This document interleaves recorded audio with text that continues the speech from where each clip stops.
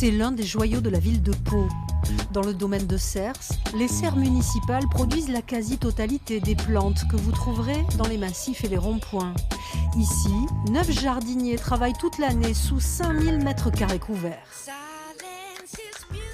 Notre travail principal, c'est la production de plantes. Donc nous faisons du semis, de la multiplication donc par semis et par bouture. Et après de l'empotage et du rempotage. Et après nous faisons culture de vivaces. Voilà, nous amenons la plante pour qu'elle soit plantée après en centre-ville. Ça demande beaucoup de temps, d'attention. Il faut être méticuleux. Il faut toujours les observer, voir les ravageurs, voir les maladies, voir les arrosages. Donc ça a beaucoup de passion et d'observation. Ces semis de zinnia vont grandir patiemment avant d'être plantés après le 15 mai.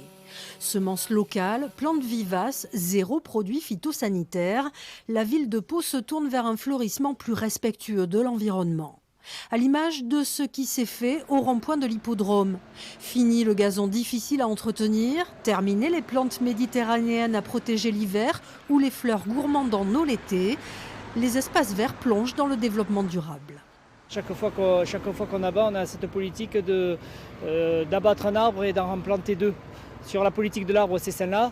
Après, sur la politique du gazon, on fait beaucoup de prairies fleuries aujourd'hui, qui nous permet d'entretenir moins, puisque la prairie fleurie, c'est 1 tonte ou 2 tontes par an, alors que le gazon, c'est 1 tonte par mois. Chaque année, près de 80 000 plantes sont produites au domaine de Cers. Les serres municipales ouvriront leurs portes au public le 15 mai pour les rendez-vous au jardin.